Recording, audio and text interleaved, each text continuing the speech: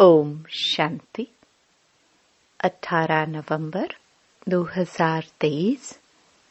बाबा के महावाक्य। मीठे बच्चे, मनुष्य को देवता बनाने की सर्विस का तुम्हें बहुत बहुत शौक होना चाहिए, लेकिन इस सर्विस के लिए स्वयं में हड्डी धारना चाहिए। प्रश्न: आत्मा मैली कैसे बनती है? आत्मा पर कौन सी मैल चढ़ती है?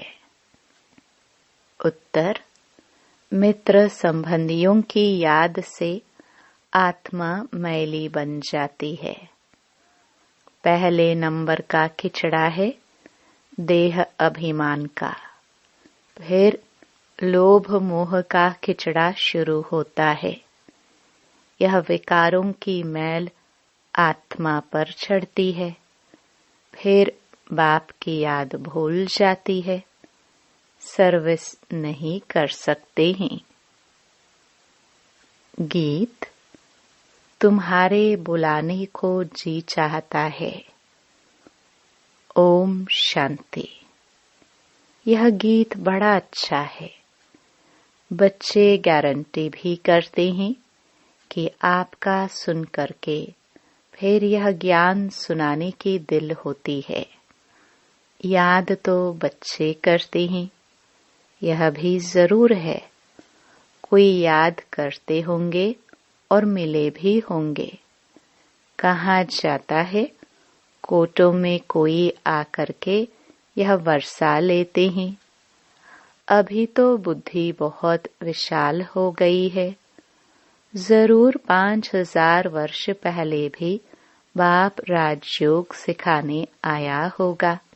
पहले पहले तो यह समझाना है कि नॉलेज किसने सुनाई थी, क्योंकि यह बड़ी भूल है। बाप ने समझाया है, सर्वशास्त्रमयी शिरोमणि गीता है भारतवासियों का शास्त्र। सिर्फ मनुष्य यह भूल गए हैं, सर्वशास्त्रमयी गीता किसने गाई और उससे कौन सा धर्म स्थापन हुआ। बाकी गाते जरूर हैं, हे भगवान आप आओ। भगवान तो जरूर आते ही हैं, नई पावन दुनिया की रचना रचने। दुनिया का ही तो फादर है ना। भक्त गाते भी हैं, आप आओ तो सुख मिले या शांति मिले।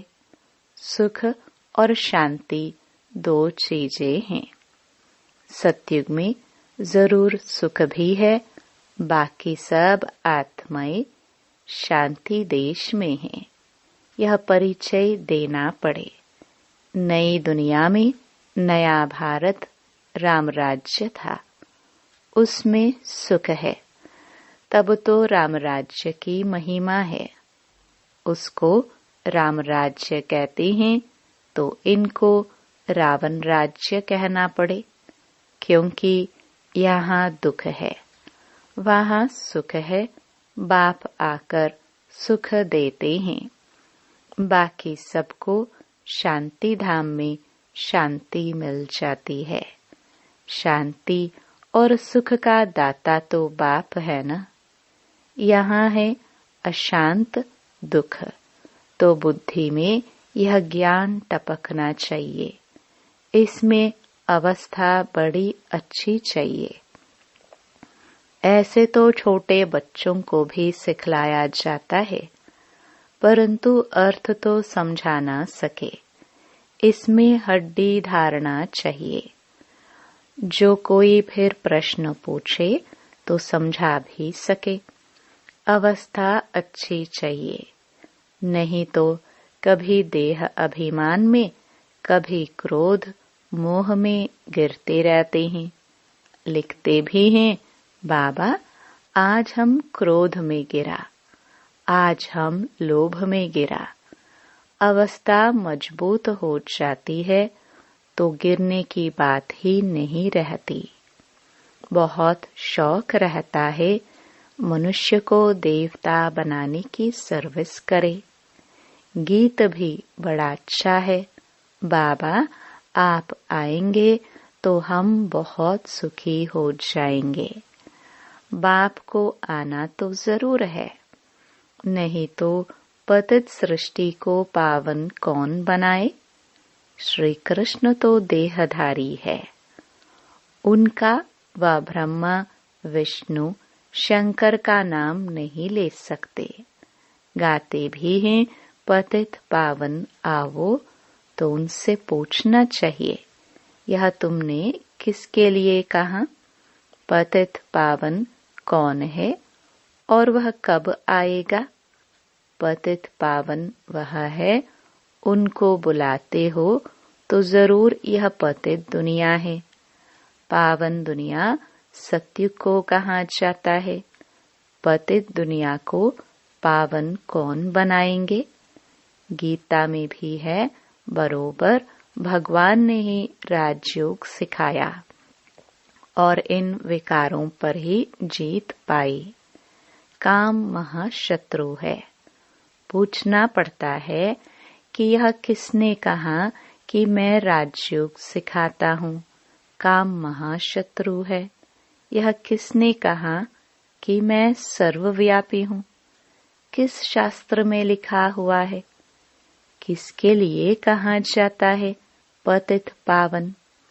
क्या पतित पावनी गंगा है या और कोई है। गांधी जी भी कहते थे पतित पावन आओ। गंगा तो हमेशा है ही, यह कोई नई नहीं है। गंगा को तो अविनाशी कहेंगे, बाकी सिर्फ तमोगुणी तत्व बन जाते हैं तो उनमें चंचलता आ जाती है। बाढ़ कर देते हैं, अपना रास्ता छोड़ देते हैं। सत्युग में तो बड़ा रेगुलर सब चलता है। कम जास्ती बारिश आदि नहीं पड़ सकती।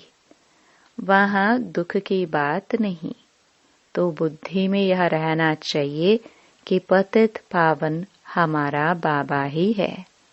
पतित पावन को जब याद करते हैं तो कहते हैं हे भगवान, हे बाबा। यह किसने कहा। आत्मा ने। तुम जानते हो पतित पावन शिव बाबा आया हुआ है। निराकार अक्षर जरूर डालना है, नहीं तो साकार को मान लेते हैं। आत्मा पतित बनी हुई है। यह कह नहीं सकते कि सब ईश्वर हैं।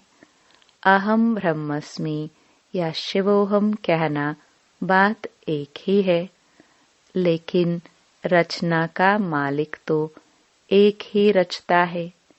भल मनुष्य और कोई लंबा चौड़ा अर्थ करेंगे। हमारी बात तो है ही सेकंड की। सेकंड में बाप का वर्षा मिलता है। बाप का वर्षा है स्वर्ग की राजाई। उनको जीवन मुक्ति कहा जाता है। यह है जीवन बंध। समझाना चाहिए बरोबर। जब आप आएंगे तो जरूर हमको स्वर्ग का, मुक्ति जीवन मुक्ति का वर्षा देंगे। तब ही लिखते हैं मुक्ति जीवन मुक्ति दाता एक है। यह भी समझाना पड़े। सतयुग में है ही एक आदि सनातन देवी देवता धर्म। वहाँ दुख का नाम नहीं, वह है ही सुख धाम। सूर्यवंशी राज्य चलता है।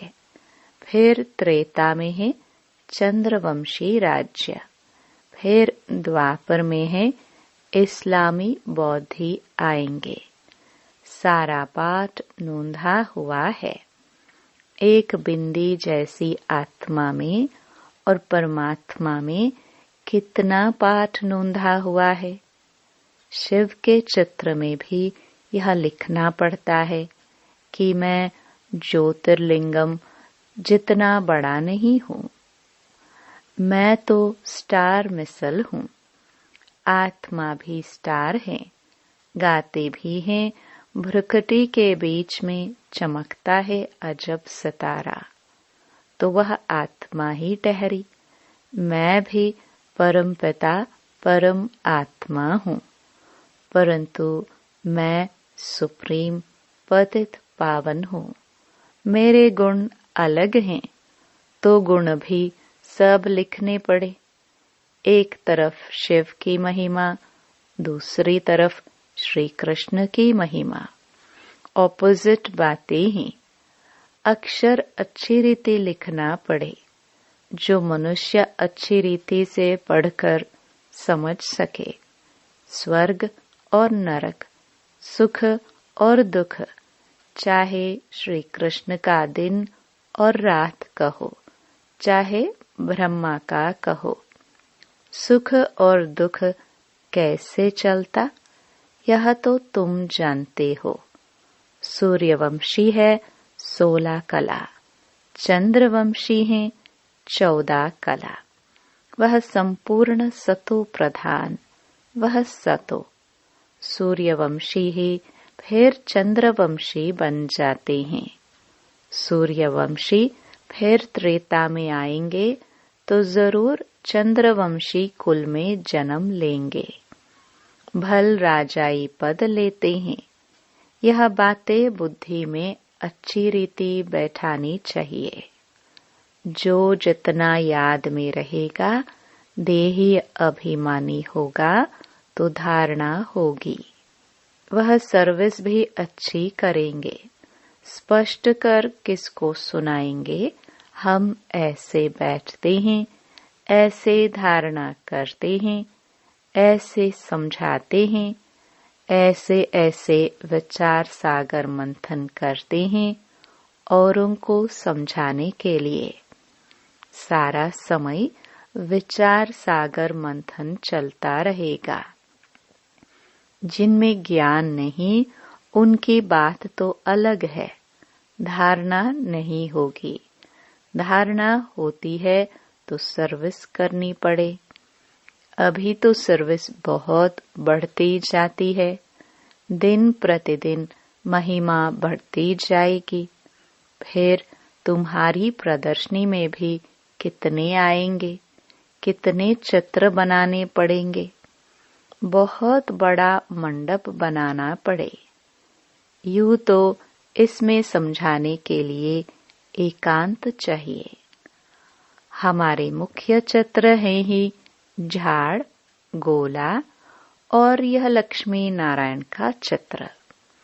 राधे कृष्ण के चित्र से इतना समझ नहीं सकते कि यह कौन है। इस समय तुम जानते हो कि हमको अब बाप ऐसा पावन बना रहे हैं। सब तो एक जैसे संपूर्ण नहीं बनेंगे। आत्मा पवित्र होगी, बाकी ज्ञान थोड़े सब धारण करेंगे। धारणा नहीं होती तो समझा जाता है यह कम पद पाएंगे। अभी तुम्हारी बुद्धि कितनी तीक्ष्ण हो गई है। नंबरवार तो हर क्लास में होते ही है। कोई तीखे, कोई ढीले, यह भी नंबरवार हैं। अगर कोई अच्छे आदमी को 3rd ग्रेड समझाने वाले मिल जाए तो वह समझेंगे यहाँ तो कुछ है ही नहीं। इसलिए पुरुषार्थ किया जाता है कि अच्छे आदमी को समझाने वाला भी अच्छा दिया जाए। सब तो एक जैसे पास नहीं होंगे। बाप के पास तो लिमिट है। कल्प कल्प इस पढ़ाई की भी रिजल्ट निकलती है। मुख्य 8 पास होते हैं, फिर 100, फिर हैं 16,000, फिर प्रजा। उनमें भी साहूकार, गरीब सब होते हैं। समझा जाता है इस समय यह किस पुरुषार्थ में है, किस पद को पाने लायक हैं। टीचर को पता तो पड़ता है। टीचर्स में भी नंबरवार होते हैं। कोई टीचर अच्छा है तो सब खुश हो जाते हैं कि यह पढ़ाते भी अच्छा है, प्यार भी अच्छा करते हैं। छोटे सेंटर को बड़ा तो कोई बड़ा टीचर ही बनाएगा ना। कितना बुद्धि से काम लेना पड़ता है। ज्ञान मार्ग में अति मीठा बनना है।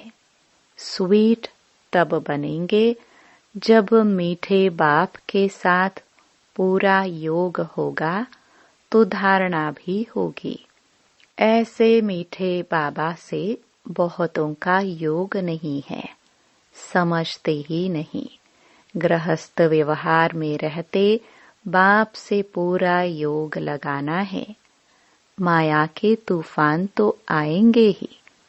कोई को पुराने मित्र संबंधी याद आएंगे, कोई को क्या याद पड़ता रहेगा। तो मित्र संबंधियों आदि की याद आत्मा को मैला करा देती है। किचड़ा पड़ने से फिर घबरा जाते हैं। इसमें घबराना नहीं है, यह तो माया करेगी। खिचड़ा पड़ेगा ही हमारे ऊपर। होली में खिचड़ा पड़ता है ना। हम बाबा की याद में रहे तो खिचड़ा नहीं रहेगा। बाबा को भूले तो पहला नंबर देह अभिमान का खिचड़ा पड़ेगा। फिर लोभ मोह आदि सब आएंगे। अपने लिए मेहनत करनी है, कमाई करनी है और फिर आप समान बनाने की मेहनत करनी है। सेंटर्स पर सर्विस अच्छी होती है। यहाँ आते हैं तो कहते हैं हम जाकर प्रबंध करेंगे, सेंटर खोलेंगे। यहाँ से गए खलास। बाबा खुद भी कह देते हैं तुम यह सब बातें भूल जाएंगे। यहाँ तो भट्ठी में रहना पड़े जब तक समझाने लायक हो जाए। शिव बाबा का तो सबसे मीठा कनेक्शन है ना। समझ सकते हैं किस प्रकार की सर्विस करते हैं। स्थूल सर्विस का इजाफा मिलता अवश्य है। बहुत हड्डी सर्विस करते हैं, परंतु सब्जेक्ट तो है ना। उस पढ़ाई में भी सब्जेक्ट होती हैं, तो इस रूहानी पढ़ाई के भी सब्जेक्ट हैं। पहले नंबर की सब्जेक्ट है याद, पीछे पढ़ाई, बाकी सब है गुप्त। इस ड्रामा को भी समझना पड़ता है। यह भी कोई को पता नहीं है कि 1250 वर्ष हर एक युग में है। सतयुग कितना समय था? अच्छा, वहाँ कौन सा धर्म था? सबसे जास्ती जन्म यहाँ किसके होने चाहिए? बौद्धी, इस्लामी आदि इतने जन्म थोड़े ही लेंगे। किसकी बुद्धि में यह बातें नहीं है? शास्त्रवादियों से पूछना चाहिए कि तुम भगवानुवाच किसको कहते हो? सर्वशास्त्रमयी शिरोमणि तो गीता है। भारत में पहले पहले तो देवी देवता धर्म था। उनका शास्त्र कौन सा? गीता किसने गाई? श्री कृष्ण भगवानुवाच तो हो ना सके। स्थापना और विनाश कराना तो भगवान का ही काम है। श्री कृष्ण भला कब आया? अभी किस रूप में है? शिव बाबा के ऑपोजिट श्री कृष्ण की महिमा जरूर लिखनी पड़ेगी। शिव है गीता का भगवान। उनसे श्री कृष्ण को पद मिला। श्री कृष्ण के 84 जन्म भी दिखाते हैं। पिछाड़ी में फिर ब्रह्मा का एडॉप्टेड चित्र भी दिखाना पड़े। हमारे बुद्धि में जैसे 84 जन्मों की माला पड़ी हुई है। लक्ष्मी नारायण के भी 84 जन्म जरूर दिखाने पड़े। रात को विचार सागर मंथन कर और ख्याल चलाना पड़ता है। सेकंड में जीवन मुक्ति मिलती है। इसके लिए हम क्या लिखे? जीवन मुक्ति माना स्वर्ग में जाना। सो तो जब बाप स्वर्ग का रचयिता आए, उनके बच्चे बने, तब स्वर्ग के मालिक बने। सतयुग है पुण्य आत्माओं की दुनिया। यह कलयुग है पाप आत्माओं की दुनिया। वह है निर्विकारी दुनिया। वहाँ माया रावण का राज्य ही नहीं है। भल वहाँ यह सारा ज्ञान नहीं रहता, लेकिन हम आत्मा है। यह शरीर बूढ़ा हुआ, इसको अब छोड़ना है। यह तो ख्यालात रहते हैं न। यहाँ तो आत्मा का भी ज्ञान कोई में नहीं है। बाप से जीवन मुक्ति का वर्षा मिलता है, तो याद भी उनको करना चाहिए न। बाप फरमान करते हैं, मन मना भव। गीता में यह किसने कहा कि मन मना भव? मुझे याद करो और विष्णुपुरी को याद करो। यह कौन कह सकता है? श्री कृष्ण को तो पतित पावन कह न सके। 84 जन्मों का राज भी कोई थोड़े ही जानते हैं, तो तुम्हें सबको समझाना चाहिए। तुम इन बातों को समझकर अपना और सबका कल्याण करो, तो तुम्हारा मान बहुत होगा। निडर हो, जहाँ तहाँ फिरते रहो। तुम हो बहुत गुप्त। भल ड्रेस बदलकर सर्विस करो। चित्र सदैव पास में हो। अच्छा, मीठे मीठे सिखिलदे बच्चों प्रति मात पिता बाप दादा का याद प्यार और गुड मॉर्निंग। रूहानी बाप के रूहानी बच्चों का नमस्ते। धारणा के लिए मुख्य सार। पहला, मीठे बाप से पूरा योग लगाकर अति मीठा और देही अभिमानी बनना है। विचार सागर मंथन कर पहले स्वयं धारणा करनी है, फिर दूसरों को समझाना है।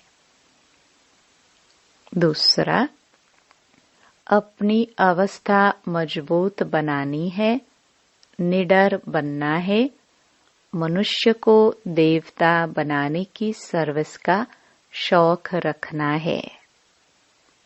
वरदान, सदा खुशी की खुराक खाने और खिलाने वाले खुशहाल खुश नसीब भव। आप बच्चों के पास सच्चा अविनाशी धन है, इसलिए सबसे साहूकार आप हो। चाहे सूखी रोटी भी खाते हो, लेकिन खुशी की खुराक उस सूखी रोटी में भरी हुई है।